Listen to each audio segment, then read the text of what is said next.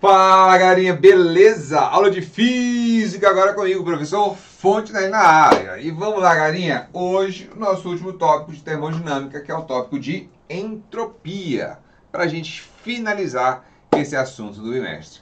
Beleza? Vamos lá, então? Galerinha, quando a gente fala de entropia, para o ensino médio, a gente fala de uma forma bem superficial. Porque a entropia, na verdade, você tem toda uma análise estatística dentro da física para você analisar entalpia. Então, o que a gente vai relacionar a entalpia para o ensino médio é justamente envolvendo a ideia de grau de desordem. E para falar nisso, a gente precisa primeiro ter uma ideia rápida sobre o que é uma transformação reversível e o que é uma transformação não reversível ou irreversível. Beleza? Então vamos lá então, galerinha. Transformação reversível vai ser aquela em que, após seu término, o sistema pode retornar às suas condições iniciais pelo mesmo caminho, isto é, passando pelos mesmos estados intermediários na sequência inversa daquela ocorrida na transformação inicial sem interferência externa, o que é muito raro acontecer. O estado natural das coisas, da natureza, vai ser justamente os sistemas irreversíveis. Por exemplo, a gente tem aqui, ó, é aquela em que o sistema não pode retornar às suas condições iniciais. Vamos ver um caso bem prático? Vamos supor que eu tenho aqui um recipiente com gás, um gás qualquer. E aí, quando eu abrir isso aí, o que vai acontecer? Esse gás que está aqui, e aqui tem um vazio, não tem nada, esse gás que está aqui vai começar aos poucos passar para o outro lado, de tal forma que depois de um tempo bem grande, a tendência é que os dois tenham mais ou menos a mesma quantidade. Tá certo? Aí eu te pergunto, naturalmente, esses caras voltariam para o meu estado inicial, para esse estado aqui, mesmo com a tampa aberta? Dificilmente, ou quase impossível. Então a gente diz que é uma transformação irreversível. Beleza? Então, transformações irreversíveis é tudo aquilo que eu não posso voltar pelo mesmo caminho com as mesmas características que eu tinha anteriormente. Então, eu falo que o sistema é irreversível. Por exemplo, bem simples, um copo cai e quebra. Eu tenho como voltar para o mesmo estado de copo que eu tinha anteriormente? Igualzinho? Não tem mais. E se para eu fazer, mesmo que fosse uma colagem, eu vou gastar uma energia externa, né, que você vai colocando, não é ele sozinho voltando para o estado dele inicial. Beleza? Então, o sistema é o quê? Irreversível. Beleza? Deu para entender isso aí? Agora olha só, quando a gente pega e vai analisar a entropia, você vai estudar esses estados de irreversibilidade, mas eu vou falar em irreversibilidade porque a maioria dos casos são irreversíveis, tá certo? Mas você vai analisar uma outra coisa. Ele está mais organizado que esse caso aqui. Então o que eu vou falar? Aqui tem baixa entropia, ou seja, alta organização. E aqui tem o quê? Alta entropia, ou seja, alta desorganização. Então a entropia, ela vai dar para você o quê? O grau de desordem. Ok? Então quando eu falar em entropia, a gente vai pensar no sentido de ensino médio, na ideia de desordem. A galera aí pode pensar assim, mas não é exatamente isso. Eu sei que não é exatamente isso, mas para o ensino médio, isso é o suficiente para você acertar as questões, resolver as questões, sem precisar aprofundar tanto em entropia. Beleza? Fechou? Então vamos lá, olha só. Quando você tem aqui, ó, sólido, líquido e gasoso, aonde é que você vai ter mais desordem? É no sólido, que eles estão, olha, mais organizados? Não, é no sólido. É onde? No gasoso, é onde você tem mais desordem, tá certo? Onde você tem mais desordem, você tem maior o quê? Entropia, beleza? Então, entropia maior em gasoso e menor aonde? Nos sólidos, fechou? Essa aqui é a mesma figura que eu usei lá quando eu falei de temperatura para vocês. Então, a tendência é que quanto aumente a temperatura, a desordem tende a aumentar, beleza? Vamos lá então. A equação que nós vamos utilizar para essa desordem, que é a entropia, é o ΔS, tá? Esse ΔS vai significar para você agora entropia, que vai ser o quê? O calor recebido a uma certa temperatura, ou cedido, tá? Um dos dois. E aí você vai ter a seguinte ideia, olha, ΔS, variação de entropia, Q é o calor transferido, pode ser recebido ou cedido, e a minha temperatura em Kelvin, tá? Aqui é sistema internacional. Joule é a minha energia transferida, não vou usar caloria, se for ver a caloria eu tenho que transformar, e temperatura em Kelvin.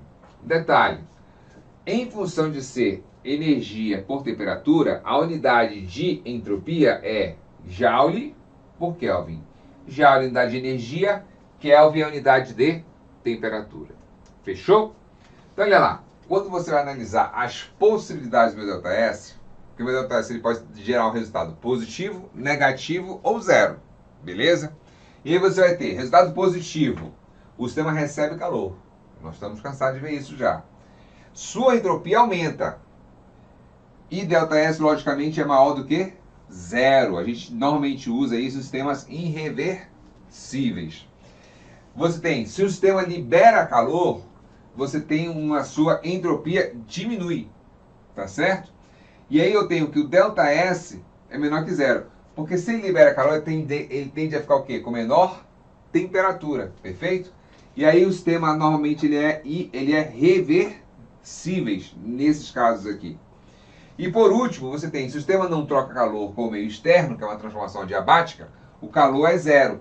Logo, a entropia do sistema não varia, beleza? E aí eu tenho ΔS igual a zero. Então, de forma geral, você vai ter esses três casos. Você cair um caso positivo, negativo ou zero, beleza? Bem, e aí você vem em seguida para as questões. Ou seja, o conteúdo para ensino médio de entropia é bem pequenininho. A gente não vai aprofundar em analisar estatisticamente, né, a equação de Boltzmann, a constante de Boltzmann. Não vamos analisar isso. Vamos analisar apenas a ideia de desordem junto da entropia.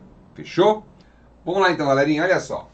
Eu vou fazer a questão 40, tá? E você vai fazer a questão 41. Beleza?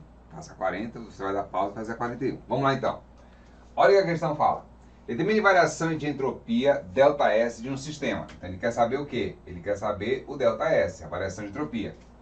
Constituído de 200 gramas de gelo. Então é a massa do gelo que é quanto? 200 gramas. A 0 graus Celsius. O que é isso? Temperatura 0 graus Celsius. Quando essa amostra sofre o quê? Fusão. Lembra, fusão é quando ele sai do sólido para o líquido. Essa transformação é de estado físico. Quando eu tenho transformação de estado físico, eu tenho um calor que a gente chama de calor latente. Para o calor latente tem uma fórmula. Qual é a fórmula que a gente tem? Quem matou? A Laura, né? Quem matou a Laura. Eu tenho um outro calor que não cai aqui, não entra nessa questão, que é qual calor? O calor sensível. Viu como não tem como escapar? Né? O conhecimento vai acumulando, você precisa dele lá na frente. Então bora lá. É quem? MC ΔT, lembra lá? Qual macete? Nós batemos muito nessa fórmula, né, na época que nós vimos esse assunto aí lá no primeiro bimestre. Então olha só, qual macete e quem matou Laura. Beleza. Aqui no nosso caso, como é mudança de estado físico, não tem variação de temperatura, eu vou usar a primeira equação. Por quê? Porque para calcular o meu ΔS, que é a entropia, eu tenho que fazer o calor sobre quem? A temperatura. Que calor é esse? É justamente o calor latente. E ele dá aqui, ó, dado o calor latente de fusão do gelo é. O que é calor latente de fusão? É justamente esse cara aqui, a minha constante, calor latente de fusão. Então bora ver. ΔS é o calor latente de fusão, que vale quanto? 336, que é a massa, que é quanto? 200, vezes o calor latente de fusão, que é 336, dividido pela minha temperatura. Aí você tem que ter um cuidado aí, ó. Eu tenho que lembrar, na minha escala, eu tenho lá a escala Celsius, escala Fahrenheit, escala Kelvin. Lembra disso? Então, na minha escala Celsius, eu tenho um ponto de referência 0 graus, ponto de fusão, e 100 graus Celsius, ponto de ebulição. Esses valores equivalem na minha escala Kelvin a 273 Kelvin. E o que mais? Lembra lá? Não pode esquecer não, cara. 373 Kelvin.